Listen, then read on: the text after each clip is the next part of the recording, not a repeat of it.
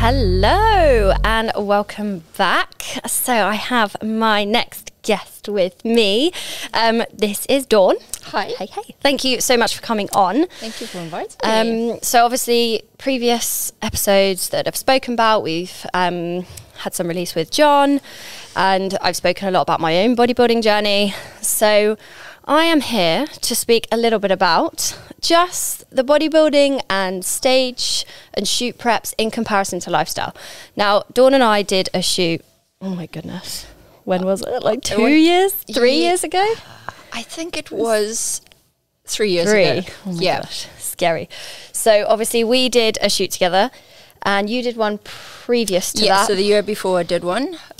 So you're used to, like, you've gone through it all, I guess, like kind of those mishmash of sort of having a bit of a stricter regime to just embracing life as well. Yeah. So we're just kind of speaking about the different extremes of it, and also the similarities, but also how different it is in managing it. Because I think people who are lifestyle and don't want to go into those like extremes think that they have to, but actually, like, you know, it's not always necessary to do all those things. I think the word says it itself. In lifestyle, it's a style of life, and I think it's trying to build those habits to be consistent for a longer period of time. Not to say that bodybuilding isn't consistent, but it's trying to build habits that every day you can incorporate into your life. And I think that was where I kind of needed help.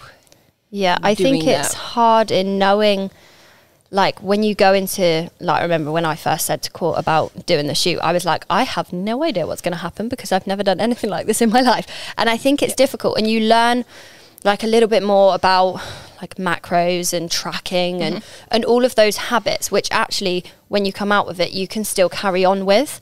But obviously, I mean, I did what we did 12 weeks stint or a 10-week shoot prep. But I think that so much of it you can carry out, but equally you just don't need to be in that same... It's a very different mindset, but it's hard to switch off from it. Yeah. Because obviously you want the habits and consistency to still be there. Yeah. So how did you find going into, like, how did you find your shoot prep? The first one, I literally, with Courtney, went in there and I didn't know where to even start. Had you tracked before? No. So I had come back, always been an athlete, but I had come back from a severe broken leg and kind of just didn't know where to go as in training-wise, but also nutrition-wise. Yeah.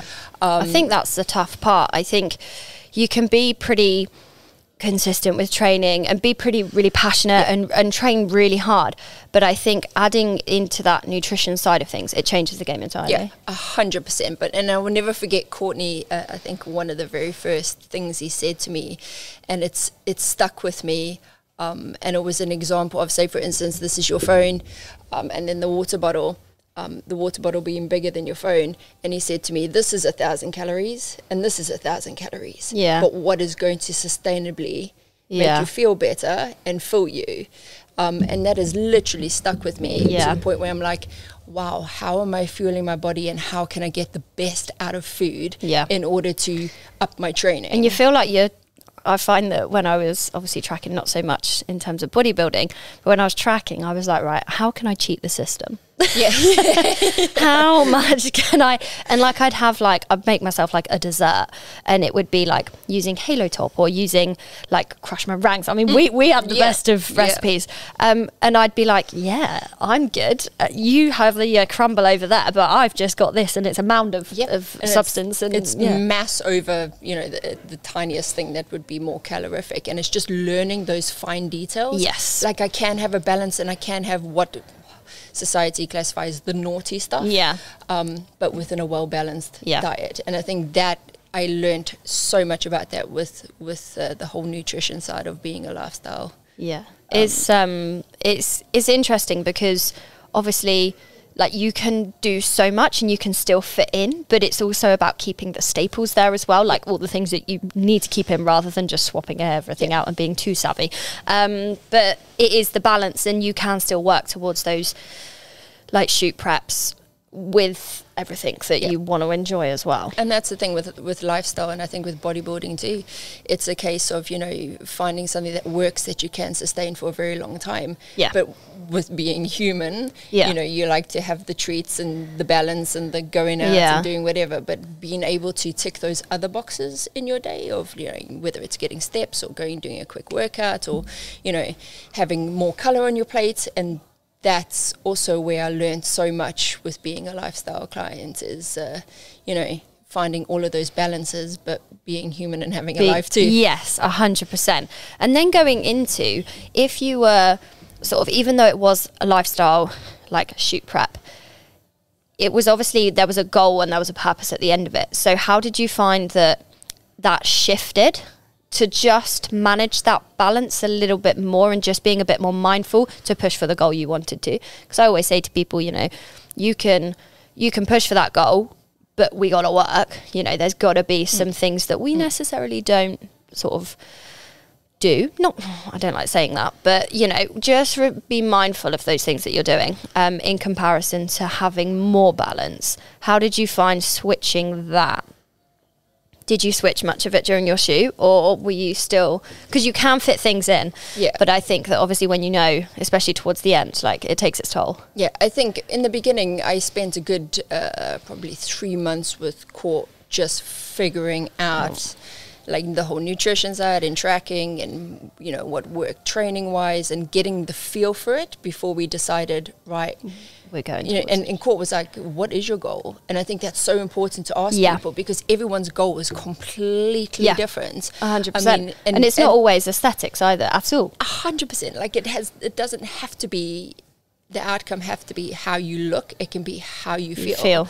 And in the beginning stages, it was, I want to do, you know, I want better sleep. And for anyone that knows, I love my sleep now because I get me 8 hours and without fail. And then once I got into the hang of it, you know, Court was like, you know, what is your goal? And I was like, I don't really know. And he's like, how about a shoot? And at first I was like, no, don't have the confidence for it, not a chance, whatever. And he's like, well, let's try, let's push. And then when I had that person have the faith and the confidence that I could achieve that, it switched. It changes, doesn't it? And I went, oh, maybe I can do this. And it's, I think as well, when you have that, like when you start booking it and you know that like when it's going to happen, you're like, okay, right, tunnel vision, like let's go. And I mean, it's the same, I found the same when with bodybuilding, but obviously without those shoots, I wouldn't have known that actually I was capable of it, because it just takes that someone else to be like, no, you can do it. Look at what you're achieving.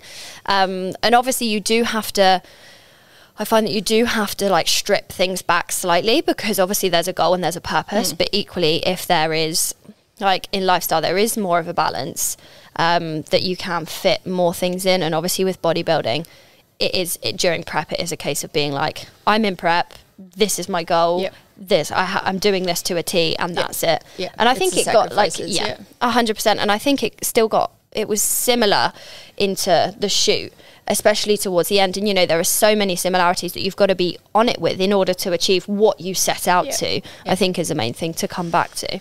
But that, with being a lifestyle client, and obviously you do your online coaching, and it's just having, and I think you covered it with Lewis last week, it's just having that person that you can go to and be like, you know, I feel like this today. And them turning around and go, you're doing perfectly fine, because you're always harder on yourself. And it's like, well, moving forward, how can we better it for tomorrow? And it's just having that person you can lean on and having the accountability. And I think being the client, you don't know. Like, you don't know whether what you're feeling is like right or normal, but obviously being so hard on yourself, you don't know what bettering yourself looks like, but they will obviously have that vision and understand how to get you to that place. So I think it is really using your coach, and then it's just like you can learn so much from it. Like what I learned from the shoots is immense. Like even from you guys, like when we were tracking, I was like, I don't know how to do this, and you were like, scan everything. And now I tell that to my clients, because you get to know how to read like labels and actually what's in food and the content. And I don't think anyone reads a label when they go shopping. No one turns that over. No. And I find that I find it really funny speaking about this because, you know, like they have the little strip on the front of the packs, which can be useful. But I was like, where's the protein one? Can you have one of those? Yeah. And I think people, especially the protein labelled things, there are so many things that actually...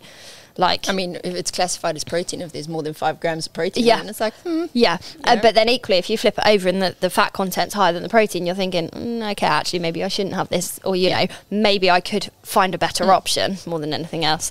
And I think that really carries into coming into the lifestyle side of things. I mean, again, the same thing as in bodybuilding, but some obviously bodybuilders have meal plans. I had a meal plan, and I loved it.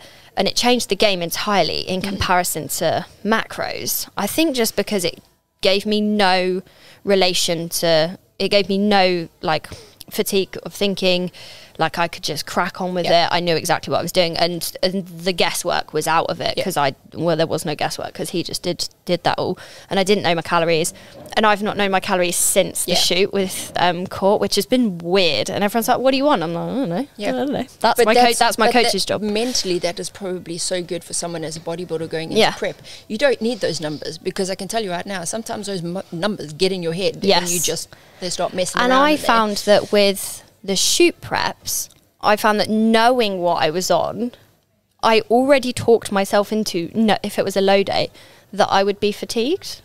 And I was like, it's crazy, I would just how your brain works. I was like, I'm going to be tired today because it's a low day. Like, no, I haven't even got to tomorrow to the low day, and I'm already saying I'm tired. Which I found really interesting. Then obviously with meal plan, not knowing those macros, and you know, not everyone does offer a meal plan, and obviously having a coach as a nutritionist as well, obviously there are different sort of levels in that sort of thing with the service that you're getting, but it can really change the game with not knowing, because you also then lose the relationship that you have a little bit with the scales, the devil's word, and they're not everything, and stuff them, and you know, that's not. It made me like just separate that, and I was like, this is just all data, you know. And the same with tracking, it's just data to know how we're managing our nutrition with everything else. But that's the thing, like I think everyone is so hell-bent on that step on the ground, that scale, that number, and it's like, well, stop for a minute, and how do you actually truly feel? Like, do you have more energy? Are you sleeping better? You know, are you progressing in the gym?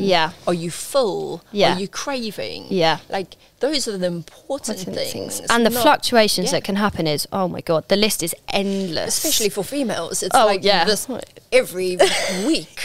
I mean, and you only have to have a lack of sleep for your body to hold more water. And then you go step on a scale, and it's just like, that's it, it's ruined, I might as well just mess up. You know? And you think, and I know we're all human, we've all been there. And I know I did towards the back end of prep, especially when it got closer to the show. But obviously that was because my head was in the mindset of the show. I was like, I know exactly kind of ish what should be happening. I know I shouldn't be worrying, but you know, we all have those wobbles, but actually it's then coming away from it and going, there's nothing I can do about that. You know, what are the variables that I can control rather than not? And that's one thing that I've learned now, is when I wake up, I am on today. Everything in my life is one day at a time, and I'm on today. What happened yesterday is no use to me. I can't control that anymore. It's gone. And what happens tomorrow, I still can't control because I'm not there yet, and I'm not there next week. I'm here, so what can I do now, and what can I still put in place now on this day? And also, what can be like, if I didn't feel 100% of what I did yesterday, I can learn from it, but what can I do about that today? And I always say that to my clients, you know, when they're worrying about God knows what, or what's previous happened yesterday, or they felt like this, or I'm like, okay, really, like I do care, and I will take it on board. However, I don't care. I care what you do now from this moment, because you know, there's sweet FA that we can do about that. And I think exactly that. And it's like, you know, do what you can at each point, rather than sort of thinking down, because then you're just your mood automatically drops. Like, you know, stress levels could increase and all of those things as well. And you don't want to stress about that. Okay. There's no point in stressing unless you can do something about it. Don't sweat the small stuff. No. Because one bad day that you're having is not going to ruin any of the progress that you've done in that 7-day period. And that's another thing that I learned. I take a 7-day period. Yeah. And within those 7 days, I'm bound to have 2 crappy days. Yeah, 100%. But I've got 5 other good days. Yeah. So and it's when, I think it's really tough if someone changes it to like a bad week. And if you do that a few times out of the whole year, okay, you're adding things up. Whereas one day out of 365 is like, exactly. And I think people also get in their own heads when they have a bad day, so therefore they have a right to have a bad week. Yes. And it's like, well, no, like you had a bad day. Okay. Yeah. Just use your routine. Valid. How you feel is 100% valid. Yeah. I hear you, but tomorrow's a new day. So how are you making that better? Yes. Yeah. And I think it's turning around and reflecting on that. And actually just sometimes just writing out like, okay, what did I actually learn from that day? Because, you know, I need to change that and I know I need to change that. Okay, so what are we going to do about it? Yeah. Hugely. How, going back to sort of into the shoot stuff, how did you feel coming out of it? Because I feel that so many people have diet phases and it's really, no one knows how to come out of them. Yeah. Like, you know, okay, we look amazing, we feel amazing, we've gone to this event, then what? You know, and people are like, whoa, and it's really overwhelming. I had 2 very different experiences from the first to the second shoot, let alone my third shoot and then stage. It was all very different. And obviously into the stage, obviously I was even leaner. So obviously the thoughts and things, and obviously it was an even prolonged period of time, it was a very long time, made me think so differently about it as well. But how did you find that transition period? The first shoot I did, I think after the shoot I was like, yep, eat everything in sight. But that only lasted, I'd probably say a week and a half, and I was dying for routine again. Yeah. So I threw myself back into routine. But I'd already mentally said to myself, your leanest is not sustainable. Yes. So get to grips with that. It's not going to stay like that. No. And it doesn't, like, everything's temporary. Yeah. Like, even from when you're feeling a bit uncomfortable or a little bit, what I would say, fluffy, that's temporary too. You can change that. Being lean is temporary. You know, we're human, and those fluctuations can also happen. And also finding that maintenance sweet spot's really difficult. Yeah, I think I went through a stage after my first shoot where every morning I woke up, the first thing I do is lift my t-shirt up and see if my abs are still there. I still do that every time. 11 weeks and we're still going strong. I said to my friend the other day, I said, the day I don't check myself, it was going to be a great day. And I said, it doesn't matter. But, you know, and I think we just get used to that, don't you? Because you're like, oh my God. Because that's our highest, like that's our zenith. It's our highest moment. We look the best that we have ever been in that period of time. So when we start introducing back into, you know, normality or not being so strict, it's like, oh, you know, my abs aren't as defined. And we associate that with we associate it with that being negative, but that's not negative at all. And I think, you know, because we're so used to, like you say, being so high, so positive, so like full of confidence, unreal, and then you're like, everything's gonna go, whereas actually it's not the case. Well, it's not at all. And we've just covered it now. Like, one bad day is nothing in comparison to like the 365 days. So like coming off of a shoot, you know, indulging or whatever the case is, it's basically getting back into that routine again. And my first shoot was very different to the one I did when I did that one with you. I know you had a total opposite experience afterwards to what I did. I had learnt from my first one, and straight away I was like, these are the things that I know I need to put in place going forward. From what I'd learned in the first shoots. And that's what I did, and I felt a lot more relaxed. And I just kept reminding myself, like, food isn't going anywhere. Do you know what? That has stayed with me. Yeah, that has stayed with me. I can't remember whether it was another podcast I listened to, and I think that is the biggest piece of advice, and the biggest piece of advice I give to my team as well. You know, we all have our struggles in terms of when we come out of a diet phase. I'm a massive foodie. Like, I was talking to my coach last week, and he was saying that that's not his thing, going out for food, and I was like, it's for me. And it's really hard, like, just figuring that out. I mean, my first shoot, like, I've spoken about it before on the pod, but I didn't know what was coming. I didn't know what to expect. So yeah, I had some nice things, like I had a pretty good routine. And then obviously it was like just out of COVID. So then work was really busy and I was sort of moving and doing quite a lot. Then the second one, oh my God, I hoarded. And now looking back at that, I'm like, why did I do that? Why? And obviously we all like our sweet treats, and I had some nice things after the show, but I didn't hoard. I was like, no. Yeah. Do not do that. I mean, me and Dawn went to we went to B&M and we brought everything, like every type of bar of chocolate, and we had like massive boxes all filled. Stuck in the cupboard. That's where it's all after the shoot. Yeah. And it's weird because then when you have that indulgence, like I remember when we all went to Gaucho and we had so much, oh my God, it was amazing. I was in like such a food coma afterwards. Yeah. I was like, why and then we still were planning on going for a meal that night. And it's like, oh my God, I'm still full from this thing. Yeah. And I think it's really hard to understand that, you know, you can have sort of that having that breathing time, that bit of indulgence afterwards is fantastic. But then it's like, okay, keep to the routine that's like there, even if things are slightly different, even if you're taking it easier in training. Like I remember, 365 days a year, like my water doesn't change, my steps are still consistent, obviously to whatever the goal that I'm working on.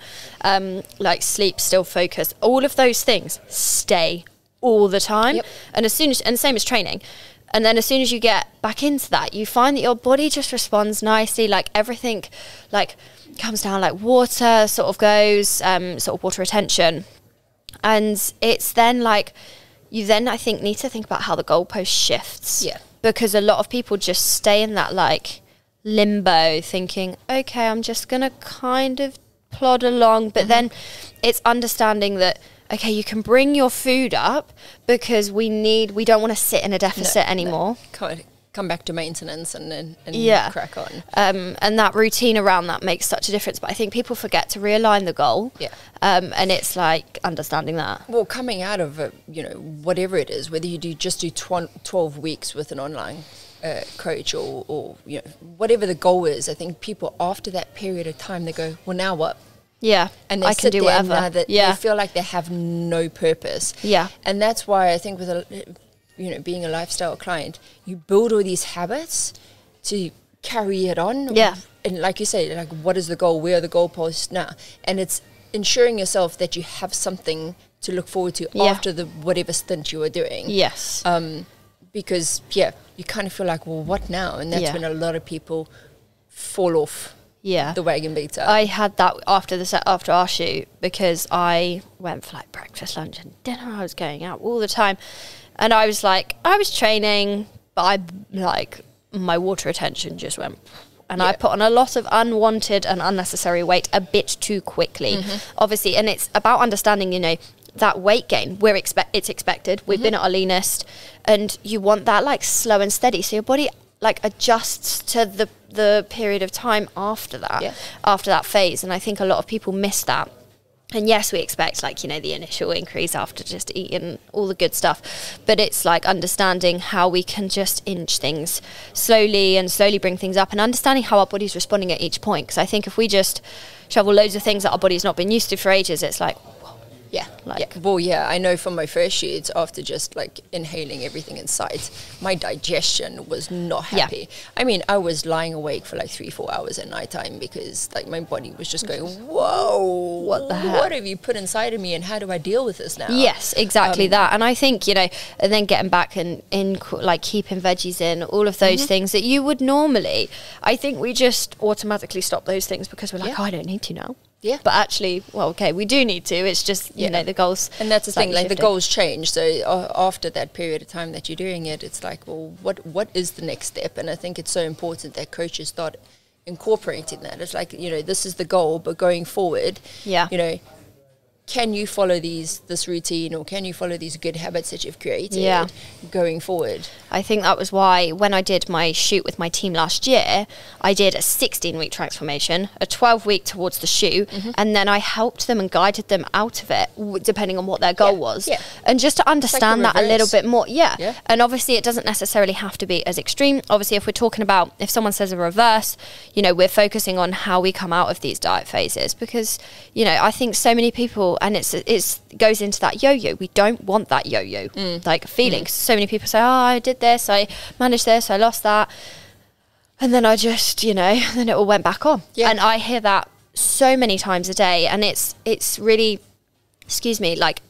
hard to hear that, because people feel like, oh, we've got to go again. Like, you know, when you don't have to, it doesn't have to be extreme. Obviously, again, if you're flipping the switch to bodybuilding, it is to the extremes. It's not the normal. It is an extreme sport, especially like with the bulking side of things, just as much as the cutting side of things and the prep. You know, it's not normal. Most people don't eat 7 meals a day full of carbs and training and everything else.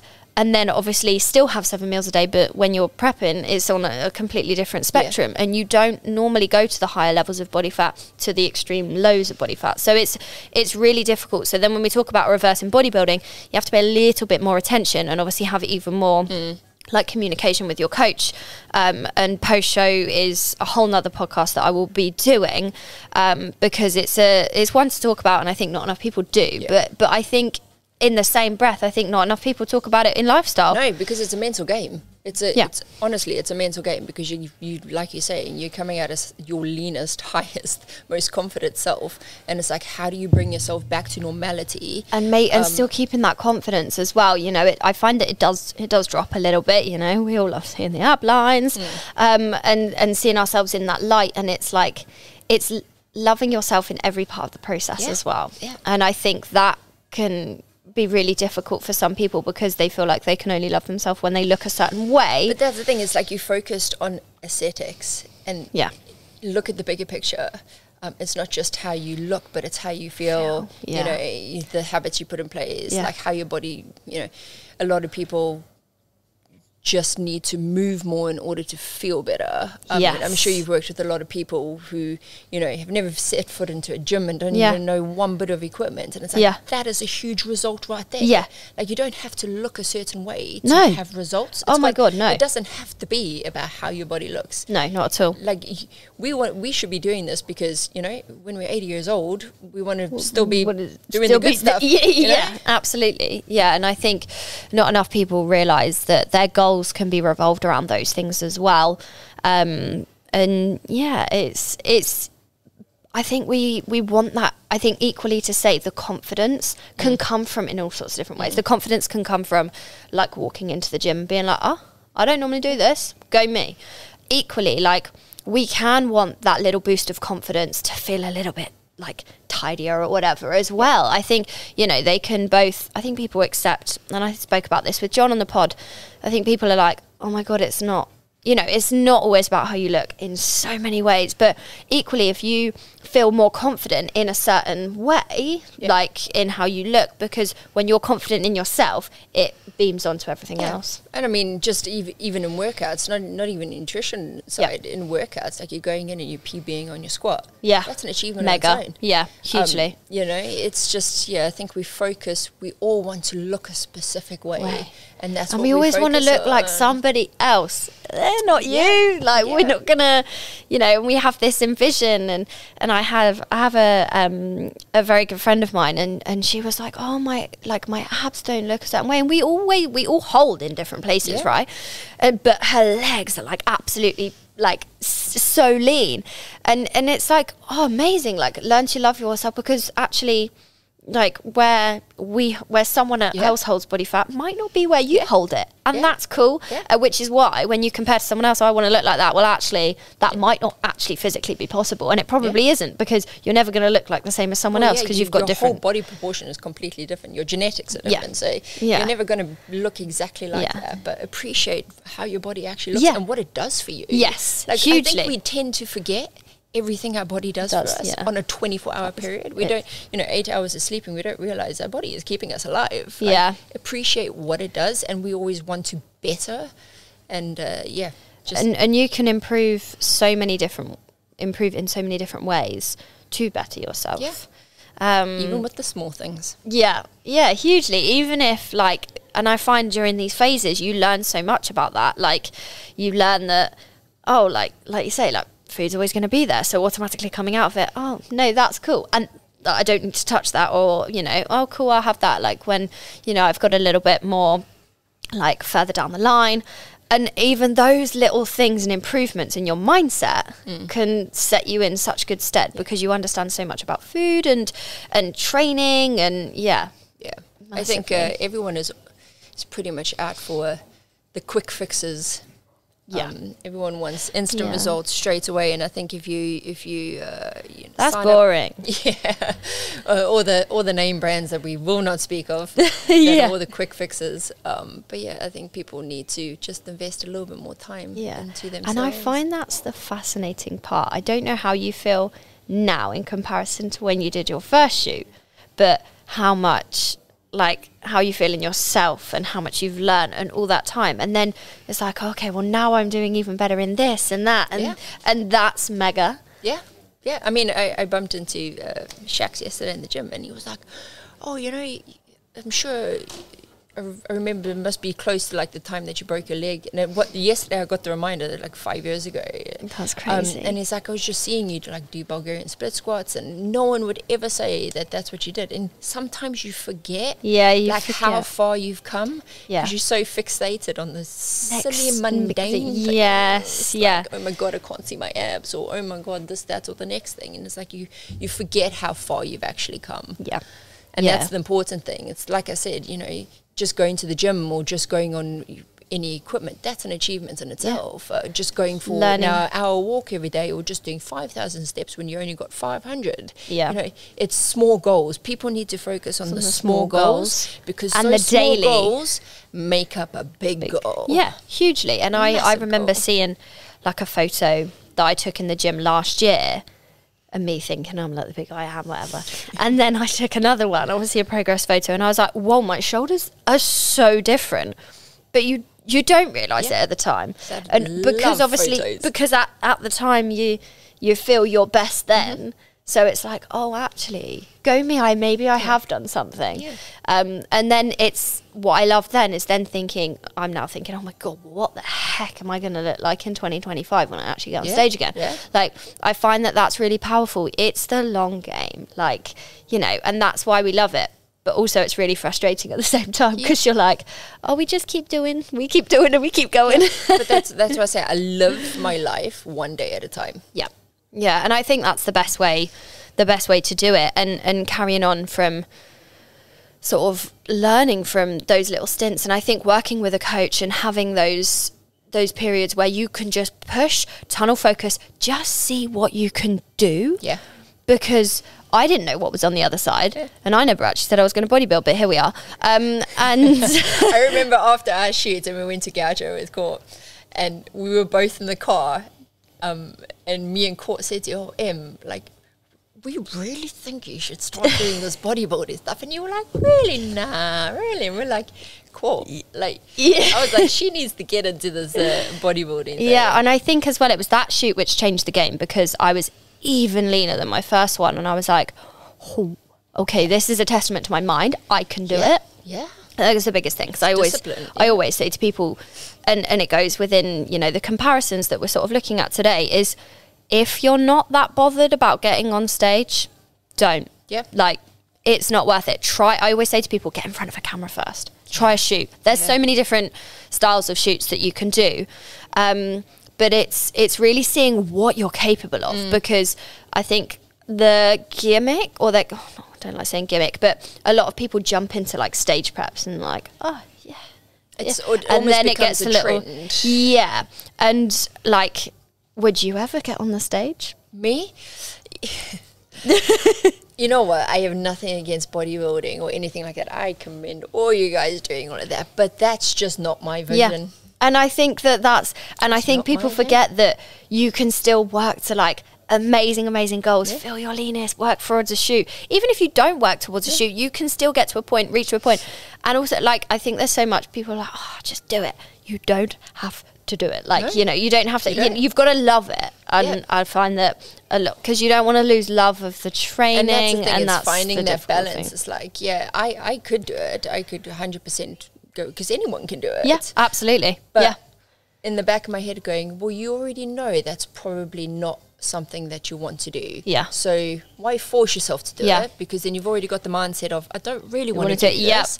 And you could actually lose that relationship, that love of training, love of food, of everything. You could lose all of that So why even risk it? Yeah, hugely. And you know, that goes to say you don't even need to work towards any extremes. No. Like you can, like as I say, just feel good for moving, for just eating well, learning better habits. Yep. And that's cool too. Yep. Which is, you know, where the lifestyle part of it comes in. Now, how would you say you feel now? Because you haven't done a shoot for a couple of years. So I always, you know, Dawn is insane, has got balance down to a T, I would say. And like, do you still sometimes track? Like, how do you feel where you're at now in like I don't know, let's say the past like 6 months? So sometimes I track, sometimes I don't. It's all dependent on how I feel. Sometimes I just need like a little bit of knowledge. You know, if I'm coming off of holiday and I've gone like splurged or whatever, I just need routine. And I find sometimes just going back into that tracking phase of, right, these are going to be my meals for the week. Yeah. Just trying to find some sort of routine. But within that week, I'm still going out on the weekends or, you know, I'm still finding that balance in life. Yes. How do you feel in terms of your composition? Now, when we talk about composition, obviously I'm speaking just in how we feel and look and how that's changed. Because obviously, I think people forget that the phases that you go through, the better, obviously, your composition holds. Yeah. So, you know, and I always, like, John always looks stage lean pretty much all year round, but he's gone through so many different diet phases and push phases. Now, these aren't short, then sometimes they're shorter than others, but going through, your body's responding in both different ways. So I find, and you know, your composition feels better, and you hold that. How do you feel with that? Yeah, and this is why I love pictures. And you know, when we take pictures or videos or anything, it's not in a vain way whatsoever. No, it's just progression and form and that kind of stuff. Yeah. And I was actually looking at photos a couple of weeks ago of this time last year, just to see. My hair was different, of course. It's always different. But just to see where I was at. And I look completely different last November than what I do now. Yeah. But in good ways. Yeah. So again, it's a reminder going, well, I'm obviously doing something right. And forgetting that, you know, if you're training hard, you can push, like, that growth will be happening. You know, it chips away. It doesn't happen very quickly. If it did, I'd be wham. But, you know, but that's the beauty of it, because you just keep doing what you're doing, keep that routine, and it just improves. When you love it, it's just becomes second nature. Yeah.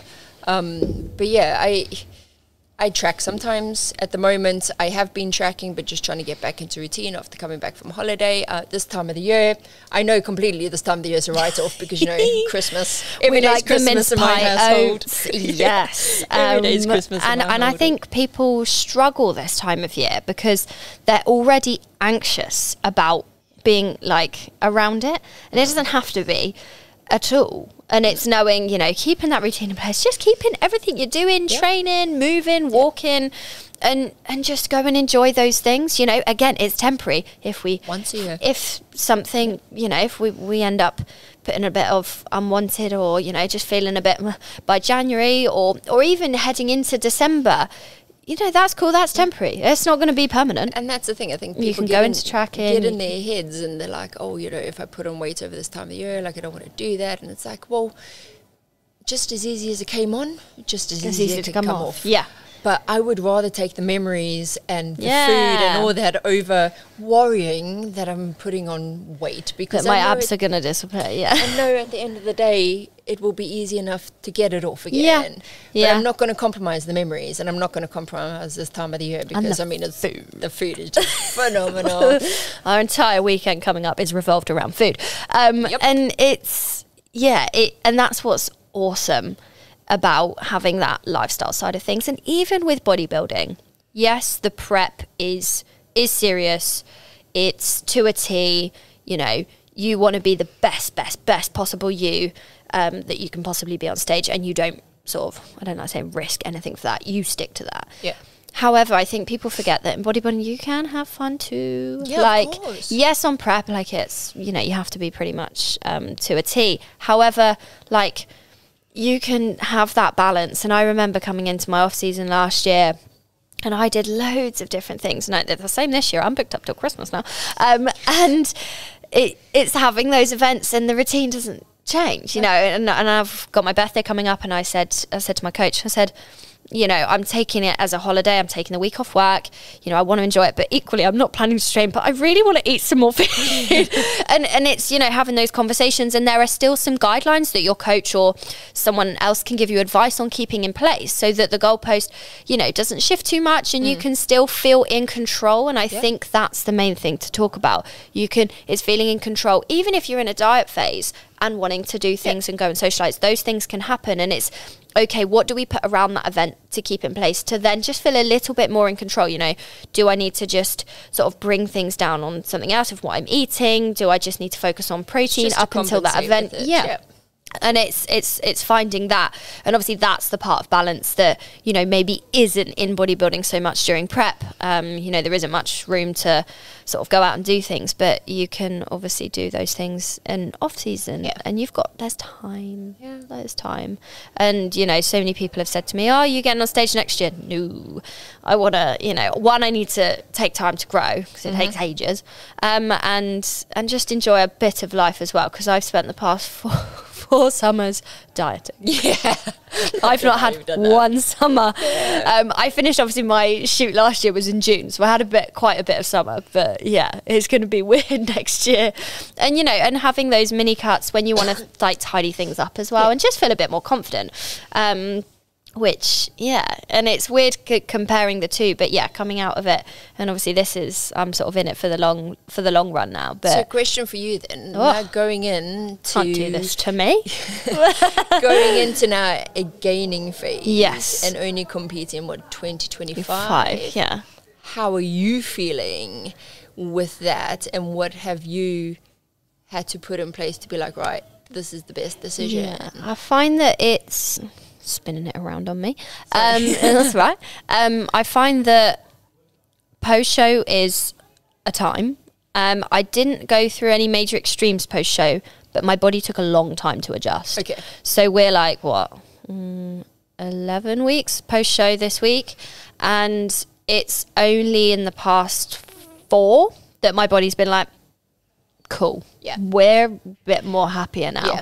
And I think weight was constantly fluctuating and weight was constantly increasing, but a little bit sometimes too much for what we wanted. So it was trying to keep the routine in place still. And sometimes it takes time. Like, you can't just, it's different for everyone, and every post-show or post-shoot is so different. So it's adjusting, but I knew the weight gain for me wasn't the problem, but knowing that I was gaining too quick was a problem in my head, because I was like, well, I know this isn't supposed to be the rate of gain. We want to just be steadier. And I think that was the biggest learning curve. And one of the other biggest things which I found was the hunger. I wasn't hungry the entirety of prep.